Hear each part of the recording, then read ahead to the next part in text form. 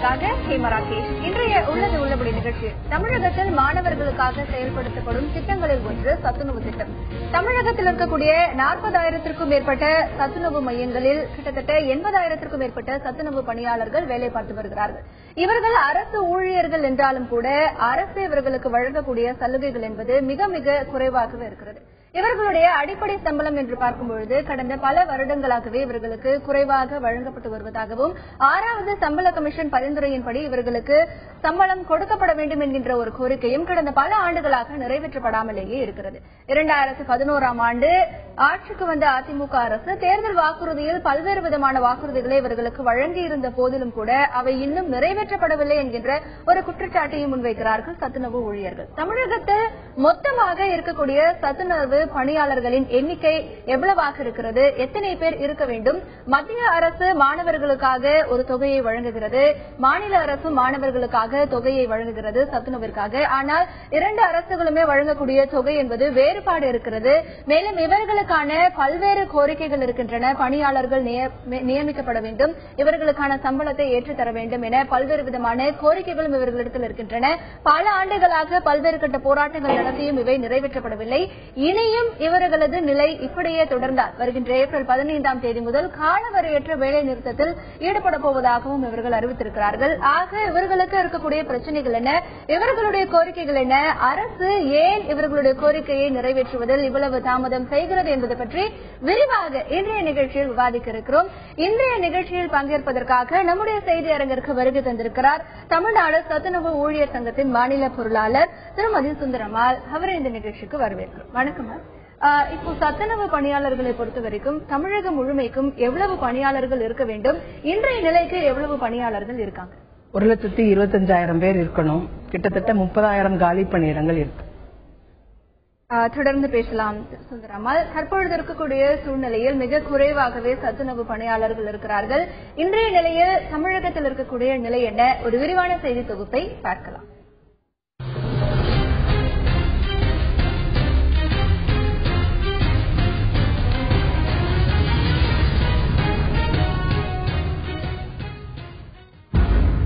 தமிழகத்தில் உள்ள 41,763 பள்ளி சத்துணவு மையங்களில் 80 லட்சம் மாணவர்களுக்கு உணவு வழங்கப்படுகிறது.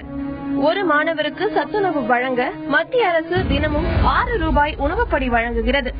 ஆனால் தமிழக அரசு ஆரம்ப பள்ளி மாணவர்களுக்கு 1 ரூபாய் 70 காசும் பள்ளி மாணவர்களுக்கு 1 ரூபாய் 80 காசும் வழங்குகிறது. இந்த பணத்தில்தான் அரிசி, பருப்பு தவிர மற்ற மளிகை சாமான், காய்கறி, விறகு உட்பட எல்லாமே வாங்க வேண்டும். பணம் பற்றாக்குறையாக இருப்பதால் அதிகம் தர வேண்டும் என்று கோரிக்கை விடுத்தும் இதுவரை நிறைவேற்றப்படவில்லை என்று கூறப்படுகிறது. மேலும் 40,000 காலி பணியிடங்களை நிரப்பிட வேண்டும். 6வது ஊதியக்குழு பரிந்துரைப்படி சத்துணவு பணியாளர்களுக்கு அடிப்படை சம்பளம், ஓய்வூதியம் என பல்வேறு கோரிக்கைகளை வலியுறுத்தி பல்வேறு போராட்டங்கள் நடத்தியும் அரசு தங்களை கண்டுகொள்ளவில்லை என்று புகார் தெரிவிக்கிறார்கள் சத்துணவு பணியாளர்கள். கடந்த மாதம் நடைபெற்ற பட்ஜெட் கூட்டத்தொடரின் போது இவர்களின் கோரிக்கைகள் 2 நாட்களுக்குள் நிறைவேற்றப்படும் என்று அறிவிப்பு வெளியிடப்பட்டும் இன்று வரை அவை நிறைவேற்றப்படவில்லை என்று கூறப்படுகிறது. இந்நிலையில் பல்வேறு கோரிக்கைகளை வலியுறுத்தி வரும் 15 முதல் மாநிலம் முழுவதும் உள்ள 41,763 சத்துணவு மையங்களையும் மூடிவிட்டு காலவரையற்ற வேலைநிறுத்த போராட்டம் நடத்தப்படும் என்று சத்துணவு பணியாளர்கள் சார்பில் தெரிவிக்கப்பட்டுள்ளது. சத்துணவு பணியாளர்களை பொறுத்தவரை அவர்களுக்கான கோரிக்கைகள் என்பது அதிகமாகவே இருக்கிறது. இந்த கோரிக்கைகள் பல ஆண்டுகளாக நிறைவேற்றப்படாமல் இருக்கிறது. இன்னும் கூட இந்த கோரிக்கைகள் நிறைவேற்றப்படாமல் இருந்தால் வருகின்ற 15ஆம் தேதி முதல் வேலை நிறுத்த போராட்டம் நடத்தப்படும் என்று அறிவித்திருக்கிறார்கள். ஆக இவர்களுடைய பிரச்சனைகள், இவர்களுடைய கோரிக்கைகள் பற்றி விரிவாக விவாதித்திருக்கிறோம். திரு சுந்தரம்மாள், உங்ககிட்ட நான் கேட்கிறேன், இப்போ சத்துணவு படியை பொறுத்த வரைக்கும் மத்திய அரசு ஒரு மாணவருக்கு எவ்வளவு ரூபாயை வழங்குகிறது, மாநில அரசு எவ்வளவு ரூபாயை வழங்குகிறது, இரண்டிற்கும் இருக்கக்கூடிய வேறுபாடு? மத்திய அரசு 3 ரூபாய் 34 பைசால இருந்து 5 ரூபாய் வரைக்கும் வழங்குறாங்க. எங்களுக்கு கொடுக்கிறது 1 ரூபாய் 40 காசு பருப்பு பயன்படுத்தும் நாட்களுக்கு ஹைஸ்கூலுக்கு, பிரைமரிக்கு 1 ரூபாய் 30 காசு. பருப்பு பயன்படுத்தாததுக்கு பிரைமரிக்கு 1.70, ஹைஸ்கூலுக்கு 1.80 அப்படிதான் கொடுக்கறாங்க. மற்றபடி அரிசி, பருப்பு, எண்ணெய், கொண்டக்கடலை, பாசி பருப்பு, முட்டை எல்லாம் கவர்மெண்டே சப்ளை பண்ணுது. தொடர்ந்து பேசலாம் திரு சுந்தரம்மாள். தற்பொழுது இருக்கக்கூடிய நிலைப்படி மத்திய அரசு மற்றும் மாநில அரசு வழங்கக்கூடிய தொகையில் வேறுபாடு இருக்கிறது. மேலும் இவர்களுக்கான கோரிக்கைகள் என்பது எப்படிப்பட்டதாக இருக்கிறது? தங்களுடைய கருத்துக்களை பதிவு செய்திருக்கிறார்கள் சத்துணவு பணியாளர்கள். அதை கேட்கலாம். திமுக அரசும் அதிமுக அரசும் மாற்றி மாறி இந்த திட்டத்தை பிரதானமாக வைத்து ஓட்டு வாங்கி ஆட்சியில் அமர்ந்த பொழுது உங்களுக்கு அதை செய்கிறோம் இதை செய்கிறோம் என்றெல்லாம் கூறி இன்றைக்கு கடந்த தேர்தலிலும் கூட இன்றைக்கு இருக்கக்கூடிய மாண்புமிகு மக்கள் முதல்வர் அவர்கள் தேர்தல் கால வாக்குறுதியாக கருணையோடு பரிசீலிப்பேன், குறைகளை நிவர்த்தி செய்வேன் என்று கூறி ஓட்டு வங்கியாக பயன்படுத்தி இன்னைக்கு ஆட்சி கட்டில் அமர்ந்த பிறகு இன்று வரை நேரில் சந்திக்கக்கூட வாய்ப்பில்லாத அளவு கோரிக்கைகளை ஏற்றுக்கொள்ள முடியாத அளவிற்கு நாங்கள் தள்ளப்பட்டிருக்கிறோம். இன்னைக்கு எங்க ஊழியர்கள் ஒரு 30,000 பேர் பணி ஓய்வு பெற்று வெளியில் செல்லக்கூடிய நிலைமை என்பது உருவாகி இருக்கிறது. வெளியில போகக்கூடிய ஊழியர்கள் ஓய்வூதியம் வெறும் 1000 ரூபாய் மட்டும் கொடுக்கறாங்க. அந்த எஞ்சிய காலத்தில் அவர்கள் உயிர் வாழ்வதற்கு வழி இல்லாமல் இன்றைக்கு அரசாங்கத்தினுடைய அனாதைகளாக சத்துணவு ஊழியர்கள் தள்ளப்பட்டு இருக்கிறார்கள். ஒவ்வொரு ஸ்கூல்லயும் அமைப்பாளர் இருந்தால் சமையல் இருந்தா உதவியாளர் இல்லாம ரொம்ப இடிபாட்டுல சமையல் செஞ்சு குழந்தைகளுக்கு போட வேண்டிய சூழ்நிலையா இருக்கு. எல்லா 3 பேருமே இருக்கிற ஸ்கூல் மோஸ்ட்லி எங்கேயுமே கிடையாது. தமிழக அரசு புரட்சித் தலைவர் ஜெயலலிதா தலைமையில் ஆட்சி அமைக்கும் போது 2011 தேர்தலிலே எங்களுடைய கோரிக்கை சத்துணவுடைய ஊதியமும் அவர்கள் பணி சம்பந்தமாக முன்னுரிமை அடிப்படையில் தீர்ப்பேன் என்று எங்களுக்கு வாக்குறுதி தந்தார்கள். வாக்குறுதியோடு அல்லாமல் எங்கள் சங்க தலைமைக்கு கடிதமும் கொடுத்தார்கள். தனிப்பட்டு மாண்புமிகு தமிழக முதலமைச்சர் ஜெயலலிதா அவர்கள் கையெழுத்திட்ட ஒரு கடிதத்தை எங்களிடம் கொடுத்தார்கள். உங்களுடைய கோரிக்கையை நிறைவேற்றுவேன், எங்களுக்கு ஆதரவு தாருங்கள் என்று கடிதம் கொடுத்தார்கள். 3 ஆண்டுகள் நிறைவடைந்து 4ஆம் ஆண்டு ஆரம்பித்து கூட இன்று வரை எங்களுடைய பிரதான கோரிக்கையான சத்துணவு ஊழியர்களுக்கு வரையறுக்கப்பட்ட ஊதியமும் சத்துணவு ஊழியர்களுக்கு சட்டரீதியான குடும்ப ஓய்வூதியமும் தமிழகம் முழுவதும் இருக்கக்கூடிய காலி பணியிடங்கள் 40,000க்கும் மேற்பட்ட காலி பணியிடங்களை இன்று வரை நிரப்பப்படவில்லை.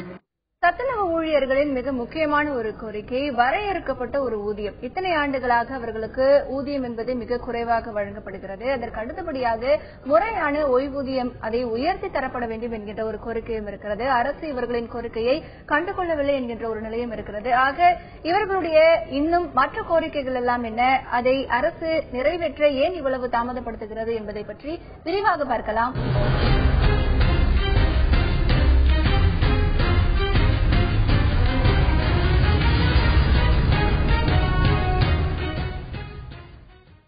சுந்தரம்மாள், இப்போ சத்துணவு பணியாளர்களுக்கு ஊதிய விஷயத்தை பொறுத்த வரைக்கும் எந்த அளவுக்கு சிரமங்களை சந்திக்கிறாங்க? கடந்த பல ஆண்டுகளாக எப்படிப்பட்ட ஊதியம் வழங்கப்படுகிறது? ஊதியம் தொடர்பான உங்களுடைய கோரிக்கைகள் என்ன?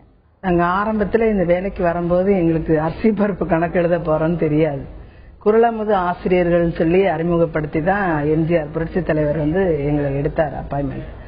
அன்னைக்கு 150 ரூபாய் எங்களுக்கு, 60 ரூபாய் சமையலருக்கு, உதவியாளருக்கு 30 ரூபாய். இந்த அடிப்படையில தான் சம்பளத்துக்கு வந்தோம். அதுக்கப்புறம் நாங்க பல கட்ட போராட்டங்கள் போராடி இன்னைக்கு அந்த pay commission 6th pay commission சொன்னதுல 4080 ரூபாய் அடிப்படை ஊதியமும் கிரேடு பேயும் சேர்ந்து வாங்குறோம். அமைப்பாளர் சமையலர் 1900 ரூபாய், அதாவது கிரேடு பேயும் அடிப்படை ஊதியமும் இணைந்து ரெண்டும் சேர்த்து வாங்குறாங்க. அதே மாதிரி உதவியாளர் 1400 ரூபாய் வாங்குறாங்க. அடிப்படை ஊதியம் 1150, 250 ரூபாய் 950, 250 ரூபாய் இந்த கிரேடு பே. இந்த அளவுல தான் இன்னைக்கு புதுசா வேலைக்கு வர்றவங்களுக்கு 2500 பிளஸ் கிரேட் பே 500, 1300 பிளஸ் கிரேட் பே 300 சமையலருக்கு, உதவியாளருக்கு 950 பிளஸ் 200. இதுதான் இன்னைக்கு அடிப்படை ஊதியமாக நிர்ணயிக்கப்பட்டிருக்கு. நாங்க இன்னைக்கு ஒரு 30 வருஷம் சர்வீஸ்ன்றதுனால ஒவ்வொரு வருஷமும் 3% இன்கிரிமெண்ட் வரதுனால அந்த அளவுக்கு கூடுதலா வந்திருக்குது. இருந்தாலும் இந்த விலைவாசிக்கு, அதாவது ஆரம்பத்துல ஒரு வீட்டுக்கு ஒருத்தர் தான் வேலைக்கு வரணும்ன்ற ஒரு சர்டிபிகேட்டும், அந்த ஒரு வீட்டுல ஒருத்தர் வேலை செஞ்சாதான் இந்த வேலையும் கொடுக்கணும். அதே மாதிரி கணவனால் கைவிடப்பட்டவங்க, விதவைகள், அதே மாதிரி பிற்படுத்தப்பட்டவங்க, தாழ்த்தப்பட்டவங்க, இவங்க தான் வேலைக்கு அதிகமா வந்தாங்க. அப்ப ஒரு சம்பளத்தையே நம்பி இருக்கிறவங்களுக்கு இந்த சம்பளம் பத்தாது.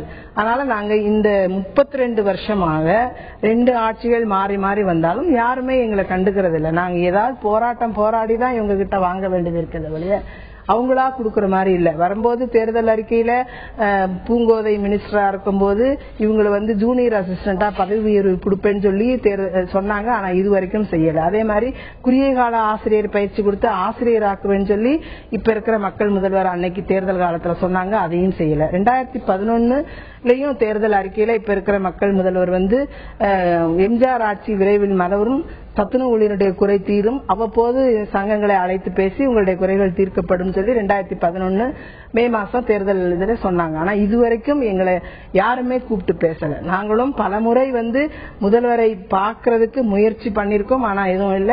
மே மாசம் 2013 7ஆம் தேதி ஒரு பெரிய ஒரு போராட்டம் நடத்தி தலைமைச் செயலாளர் எங்களது துறை அமைச்சர் மற்றும் அந்த துறை செயலாளரோடு இணைந்து பேசி நாங்கள் முதல்வருக்கு எடுத்து செல்வோம் உங்களுடைய கோரிக்கைகளை, பட்ஜெட் வரும்போது அவங்க கிட்ட பேசி ஒரு 2 நாளையில உங்களை கூப்பிட்டு பேசுவோம்னு சொல்லி சொன்னாங்க.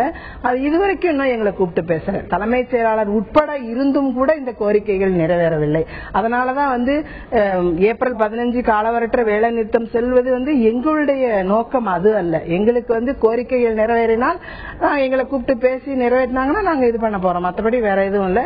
அதனால அரசு தான் எங்களுக்கு போராட்டத்துக்கு தூண்டுதே ஒழிய நாங்க போடணும், இந்த குழந்தைங்களை பட்டினி போட்டு வேலை நிறுத்தம் பண்ணுவது என்பது எங்களுடைய நோக்கம் அல்ல. தொடர்ந்து பேசலாம். திருமதி சுந்தரம்மாள், சத்துணவு பணியாளர்களை பொறுத்தவரை இவர்களுக்கான கோரிக்கைகள் என்பது மிக அதிகமாகவே இருக்கிறது. கடந்த தேர்தல் அறிக்கையின் பொழுது கூட பல்வேறு வாக்குறுதிகள் கொடுக்கப்பட்டிருக்கிறது.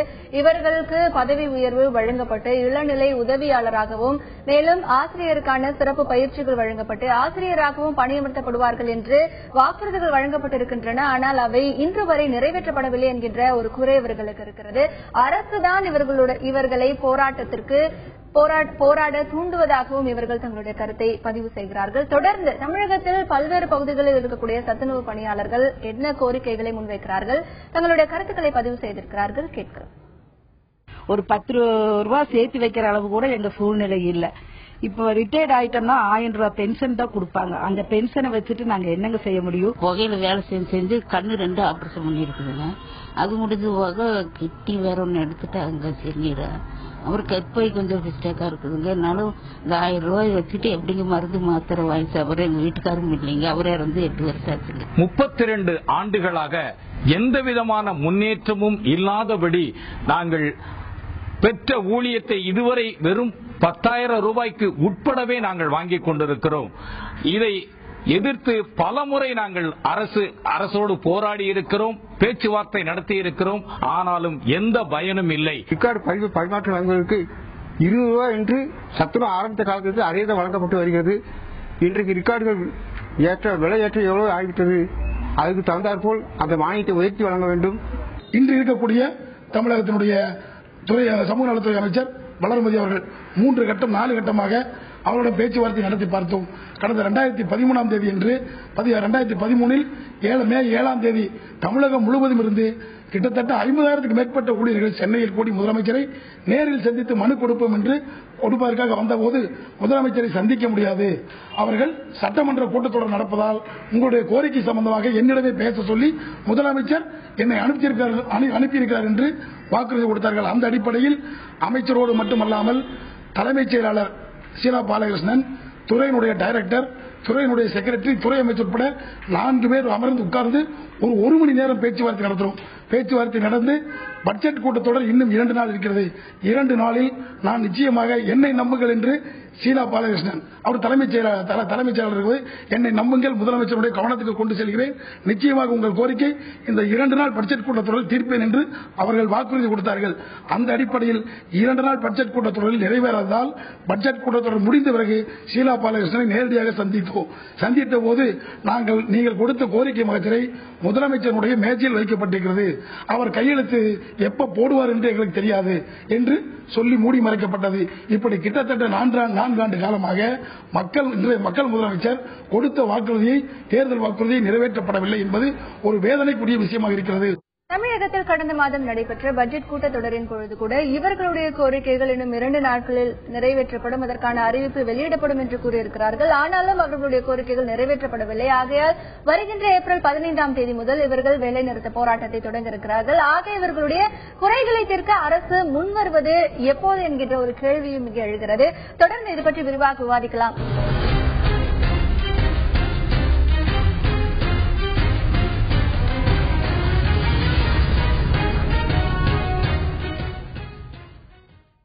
சுந்தரமால், இப்ப சத்துணவு பணியாளர்களை பொறுத்தவரை அவங்களுக்கு ஓய்வூதியம் முறையாக வழங்கப்படுவதில்லை, ரொம்ப குறைவா வழங்கப்படுது அப்படிங்கிற குற்றச்சாட்டு இருக்கு. இப்ப சத்துணவு பணியாளர்களுக்கு உதவியாளர்கள் நியமிக்கப்படுவதிலும் ஒரு சில தவறுகள் இருக்கு அப்படின்னு சொல்லப்படுது. இது பற்றி உங்களுடைய கருத்து, உங்களுடைய கோரிக்கைகள் இது? உதவியாளர்கள் இப்ப கிட்டத்தட்ட வந்து எல்லாருமே 30 வருஷம் முடிஞ்சு ரிட்டையர்ட் ஆகுற ஸ்டேஜ்ல இருக்கிறாங்க. அப்ப ஒரே ஸ்கூல்ல ஒரு சமையலர் ஒரு உதவியாளர் வேலை செஞ்சிட்டு இருக்கிறாங்க. அந்த சமையலர் வந்து ரிட்டையர்ட் ஆகிறாங்க. இப்ப புதுசா வர்றவங்க சமையலர் எடுக்கிறதுக்கு அப்பாயின்மெண்ட் பதிலா உதவியாளரை தூக்கி சமையலர் ஆக்கிட்டு புதிய நியமனம் வந்து உதவியாளர் பண்ணலாம். ஆனா ஒண்ணுமே தெரியாதவங்கள நேரடியா சமையலர் கொண்டு வராங்க. அப்ப உதவியாளரை விட அவங்க ஒரு 1000 ரூபாய் அதிகமா வாங்குறாங்க. அப்ப முரண்பாடு வருது. நான் இவ்வளவு நாள் வந்து இந்த ஸ்கூல்ல வேலை செஞ்சேன், எனக்கு வந்து புதுசா வந்தவங்களுக்கு நேரடியா வந்து சமையலரா கொண்டு வந்து கொடுக்கறாங்க. அப்ப நான் இவ்வளவு நாள் அந்த சமையலர் வேலையும் இவங்க சேர்த்து செஞ்சிருப்பாங்க. அவங்களுக்கு கூடுதல் அந்த பொறுப்பு எதுவும் கிடையாது, காசு எதுவும் கிடையாது. இப்ப கஷ்டப்படுறவங்களே கஷ்டப்பட்டு இருக்கணும் அப்படின்ற ஒரு நிலைமை வந்து அந்த உதவியாளர்கிட்ட இருக்கு. ஆனா இது சம்பந்தமா வந்து கோர்ட்ல கேஸ் நடந்து 28/2/2012 எங்களுக்கு சாதகமா வந்து கொடுத்திருக்காங்க. என்னன்னா தமிழ்நாடு முழுசும் வந்து முதல்ல உதவியாளரை சமையலரா ப்ரமோட் பண்ணிட்டு உதவியாளருக்கு தான் வந்து நேர்முக தேர்வு வச்சு எடுக்கணும்னு சொல்லி ஒரு நீதிமன்ற தீர்ப்பு இருக்கு. ஆனா அதை கூட இந்த அரசு இன்னும் வரைக்கும் செயல்படுத்தல. அது ஊழியர்கள் மத்தியிலே பெரும் அதிர்ச்சியை ஏற்படுத்தியது. நான் புதுசா வந்து வேலை செய்யறவங்க வந்து ஒண்ணுமே அனுபவம் இல்லாதவங்க வந்து சமையலரா வரும்போது இவங்க கிட்ட கேட்டு தான் செய்யணும். இப்ப அது எந்த நிலைமையில இருக்குன்றது வந்து நாங்க ரொம்ப அவங்க எவ்வளவுதான் வந்து இருந்தாலுமே சமையலர் இல்லைன்னா சில இடங்கள்ல சமையலரும் உதவியாளரும் இல்லாம அமைப்பாளரே சமைக்கக்கூடிய நிலைமை கூட இருக்குது. இந்த காலி பணியிடங்கள் நிரப்புறது கூட இப்ப மத்த சீட் ஒர்க்னா பரவாயில்ல, இது குழந்தைங்களுக்கு குறிப்பிட்ட நேரத்தில் உணவு வழங்கணும். அப்ப அந்த குறிப்பிட்ட இடத்தை நம்ம வந்து சீக்கிரமா வந்து ஃபில்லப் பண்ணாதான் எல்லாத்தையுமே நம்ம டைமுக்கு செய்ய முடியும். இது வந்து இது அரசினுடைய ஒரு நிலைமை தான் இவங்க ஃபில்லப் பண்ண இருக்காங்க. ஒட்டுமொத்தமா உங்களுடைய கோரிக்கைகள் என்ன சுருக்கமா பதிவு? ஒட்டுமொத்தமா காலமுறை ஊதியம் வழங்கணும்னு சொல்லிட்டு அதுக்கப்புறம் இப்ப இன்னைக்கு ரிட்டையர்ட் ஆறவங்க வந்து எல்லாருமே ஓய்வு பெற்று வீட்டுக்கு போகக்கூடிய நிலைமையில இருக்கிறதுனாலதான் இன்னைக்கு இந்த போராட்டம் வீச்சு என்பது அதிகமா இருக்கு. ஏன்னா 1000 ரூபாய் வந்து ஒரு வீட்டுக்கு ஒருத்தர் வேலை கொடுத்துட்டு 1000 ரூபாய் பென்ஷன் வச்சு யாராலையும் எதுவும் பண்ண முடியாது. அவங்க குழந்தைங்க இருப்பாங்க, அவங்க மனைவி இருப்பாங்க, மக்கள் இருப்பாங்க, அவங்கள வச்சுக்கிட்டு ஒரு வீட்டுல ஒருத்தருக்கு வேலையை கொடுத்துட்டு இந்த ஓய்வூதியம் 1000 ரூபாய் பத்தாது. ஏன்னா ஓஏபி பென்ஷனும் 1000 ரூபாய். நாங்க இந்த அரசுக்காக 32 ஆண்டுகள் சர்வீஸ் முடிச்சிட்டு எதுவுமே இல்லாம வெறும் 1000 ரூபாய் வச்சு எப்படி இந்த விலைவாசியில குடும்பம் நடத்த முடியும்? முக்கியமா அதுதான் காலவரை ஊதியம். என்னதான் பண்ணாலுமே குழந்தைங்களை படிக்க வைக்கணும், வேற ஏதாவது பண்ணணும், ஒரு கல்யாணம் பண்ணணும், எதுவுமே எங்களுக்கு ஃபெசிலிட்டிஸ் கிடையாது. அப்ப கிடையாதுன்றப்ப இந்த அரசு குறைந்தபட்ச சம்பளம் தான் கேட்கறோம். நாங்க அதிகமா கேட்கல, குறைந்தபட்ச சம்பளமாக ஒரு 15,000 கொடுத்துட்டு மத்திய அரசு வந்து கடநிலை ஊழியருக்கு 3500 ரூபாய் பென்ஷன் கொடுக்கறாங்க. அதை நாங்க கொடுங்கன்னு கேட்கிறோம். இது கூட வந்து இந்த அரசு வந்து 30 வருஷமா நாங்க வேலை செஞ்சுட்டு ரிட்டையர்ட் ஆகி போகும்போது பென்ஷன் இருந்தாலும் வந்து யாரும் சாப்பாடு போடுறதில்ல. வயசான காலத்துல எங்கேயும் போய் வேலை செஞ்சு சாப்பிடவும் முடியாது. அப்ப கவர்மெண்ட் வேலைக்கு வரதுன்றாலே இந்த பென்ஷனை நம்பிதான் வராங்க. இப்ப 1000 ரூபாய் வச்சுட்டு இன்னைக்கு உணவுனுடைய விலை வந்து உங்களுக்கு தெரியாது இல்ல, ஒரு உணவு ஒரு நாளைக்கு ஒரு வேலைக்கு 50 ரூபாய். தொடர்ந்து பேசலாம் திருமதி சுந்தரம்மாள். இவர்களுடைய கோரிக்கைகள் என்பது குறைந்தபட்ச ஒரு ஓய்வூதியம் வழங்கப்பட வேண்டும், குறைந்தபட்ச சம்பளமும் வழங்கப்பட வேண்டும் என்கின்ற ஒரு கோரிக்கையை முன்வைக்கிறார்கள். தொடர்ந்து தமிழகத்தின் மற்ற பகுதிகளில் இருக்கக்கூடிய சத்துணவு பணியாளர்கள் என்ன நினைக்கிறார்கள், தங்களுடைய கருத்துக்களை பதிவு செய்திருக்கிறார்கள், கேட்கலாம். ஆனா இது மேல வந்து நாங்கள் பொறுத்து இருக்க முடியாதுங்கிற அடிப்படையில் தான் நாங்க இது ஒரு இறுதிக்கட்ட போராட்டத்திற்காக தள்ள வேண்டிய நிலைமை ஆகிருச்சு. நாங்களும் இப்போ ஒரு 3 அமைச்சரை இந்த ஆட்சியில பாத்துட்டோம். அதே போல அதிகாரிகளை பாக்குறோம். எந்தவித நடவடிக்கை சாதாரணமா வந்து ஒரு பேப்பர்ல போடுற உத்தரவை கூட அமல்படுத்த முடியாத இன்னைக்கு ஆட்சியாளர்களாக இருக்கிறாங்க. உண்மையான விஷயம். எங்களை நிரந்தரம் செய்வதற்கு இந்த அரசுக்கு பெரிய நிதி ஒன்றும் தேவையில்லை. அந்த அடிப்படையில் இந்த சத்துணவு திட்டத்தில் நடக்கக்கூடிய ஊழலை குறைத்தாலே ஏறத்தாழ இதில் பணியாற்றக்கூடிய 1.25 லட்சம் ஊழியர்களையும் நிரந்தரம் செய்ய முடியும். குறிப்பாக முட்டையில் மட்டும் பல கோடி ஊழல்கள் நடந்ததாக பத்திரிகை செய்தியில் வந்திருக்கிறது. குறிப்பாக மாவட்டங்களில் முட்டை கொள்முதல் செய்யும் போது 3 ரூபாய் 23 பைசாவுக்கு கொள்முதல் செய்தார்கள். அந்த மாவட்ட கொள்முதல் செய்வதில் குளறுபடிகள் இருக்கிறது. ஆகவே மாநிலம் முழுக்க ஒரே டென்ட் அடிப்படையில் மாநிலம் முழுக்க ஒரு டென்ட் எடுத்தார்கள். அந்த ஒரு டென்ட்டில் ஒரு முட்டை 4 ரூபாய் 57 காசு 4 ரூபாய் 57 காசுக்கு கொள்முதல் செய்கிறார்கள். மாவட்டங்களில் கொள்முதல் செய்யும் போது குறைவாக இருக்கிறது, மாநிலத்தில் கொள்முதல் செய்யும் போது அதிகமாக இருக்கிறது சட்டமன்றத்தில் கேட்கும் போது முன்னுக்கு பின் முரணான பதிலை சமூக நலத்துறை அமைச்சர் விளக்குகிறார். சத்துணவு பணியாளர்களை பொறுத்தவரை அவர்களுடைய கோரிக்கைகள் கடந்த பல ஆண்டுகளாக நிறைவேற்றப்படவில்லை என்கின்ற ஒரு குற்றச்சாட்டு இருக்கிறது. அவர்களுக்கான ஊதியம் என்பது மிக மிக குறைவாக வழங்கப்படுகிறது. ஆக ஒரு குறைந்தபட்ச ஊதியமாவது அவர்களுக்கு வழங்கப்பட வேண்டும். ஓய்வூதியமும் மிக குறைவாக வழங்கப்படுகிறது. ஓய்வூதியமும் குறைந்தபட்ச ஒரு ஊதியமாக வழங்கப்பட வேண்டும். மேலும் நிரப்பப்படாத காலி பணியிடங்கள் அதிகமாகவே இருக்கின்றன. அந்த பணியிடங்களையும் நிரப்பப்பட வேண்டும். மேலும் பல சத்துணவு அமைப்பாளர்களுக்கு அவர்களுக்கு தேவையான அரசு உதவிகள் என்பது வழங்கப்படாமல் இருக்கிறது. அவற்றையும் வழங்கப்பட வேண்டும் என்கின்ற பிரதான கோரிக்கைகள் இவர்களிடத்தில் இருக்கின்றன. பல ஆண்டுகளாக பல போராட்டங்கள் நடத்தியும் கூட இவர்களை அரசு கண்டுகொள்ளப்படவில்லை என்கின்ற ஒரு குற்றச்சாட்டும் இவர்களிடத்தில் இருக்கிறது. ஆக வருகின்ற 15ஆம் தேதி முதல் அரசு தங்களுடைய கோரிக்கைகள் நிறைவேற்றவில்லை என்றால் 15ஆம் தேதி முதல் வேலைநிறுத்த போராட்டத்திலும் ஈடுபட போவதாக அறிவித்திருக்கிறார்கள். அதற்கு முன்னதாகவே அரசு தங்களை அழைத்து பேசி தங்களுடைய பிரச்சனைக்கு நிரந்தர தீர்வு ஒன்றை ஏற்படுத்தி தர வேண்டும் என்பதே ஒட்டுமொத்த சத்துணவு பணியாளர்களின் கோரிக்கையாக இருக்கிறது. இந்த நிகழ்ச்சியில் நம்முடைய செய்தி அரங்கிற்கு வருகை தந்து தன்னுடைய கருத்துக்களை பதிவு செய்த திருமதி சுந்தரமால் அவர்களுக்கு நன்றி. மீண்டும் ஒரு உள்ளது உள்ளபடி நிகழ்ச்சியில் சந்திக்கலாம். இத்துடன் இன்றைய உள்ளது உள்ளபடி நிகழ்ச்சி நிறைவு பெறுகிறது. தொடர்வது 11 மணி செய்திகள். எப்போதும் இணைந்திருங்கள் தந்தி தொலைக்காட்சியுடன்.